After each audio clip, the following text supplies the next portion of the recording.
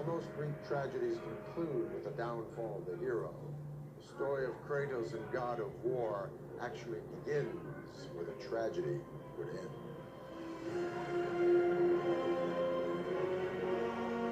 With the guilt over the death of his family bearing down on his soul, Kratos discovers who is ultimately responsible for their murders. You are becoming all I'd hoped you'd be, Kratos. Now, with your wife and child dead, nothing will hold you back. You will become even stronger. You will become death itself. Ares! Ares, the god of war, is known for his relentless rage. You just never knew when the guy would just snap, break off, start a fight with someone, start a war somewhere. He really represents the kind of passion of violence and war. He's very ruthless. He's a very unpopular god, even though he's an important god, he's one of the Olympians. He's the most hated. In Athens, where even now my brother Ares lays siege, as we speak, Athens is on the verge of destruction. It is the will of Ares my great city fall. Zeus has forbidden the gods from waging war on each other. That is why it must be you, Kratos.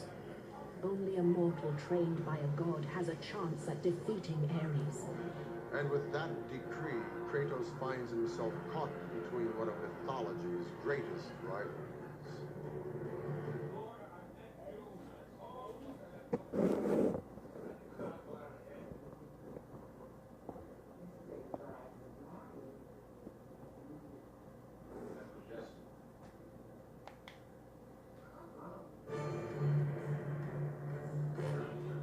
There's a long-standing animosity between Ares and Athena.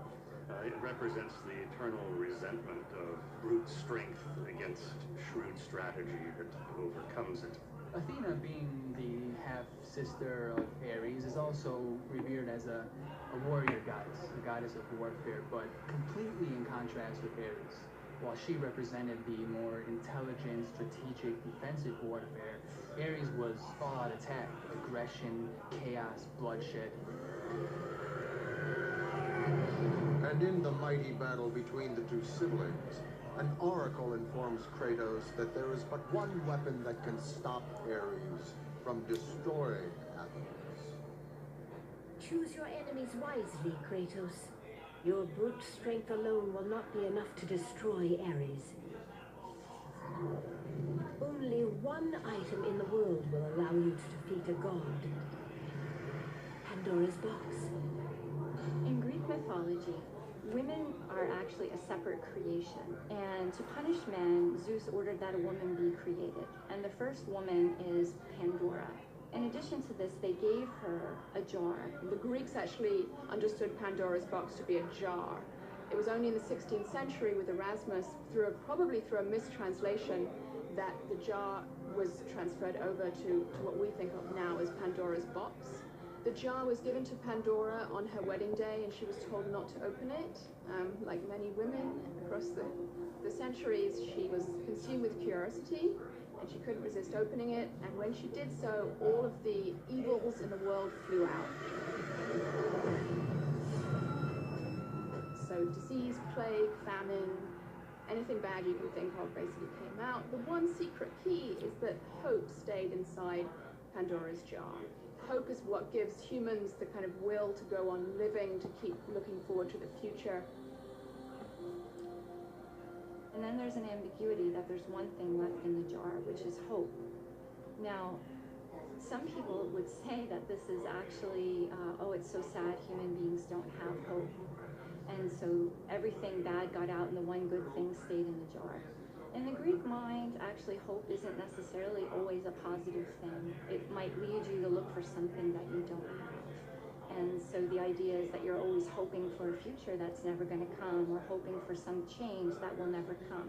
Pandora's box is great because it contains all of the evils, known to man. They're all locked up in one place. You've got hate, you've got greed, you've got suffering and pain all inside of this box, and Kratos opens it up, and he manifests itself into him turning into a giant. And at that point, he's got the strength to take Ares on. Athena knew that this was essentially the ultimate weapon, is a nuke, if you will, in Greek mythology. But acquiring Pandora's mythical box is not going to be an easy task for Kratos.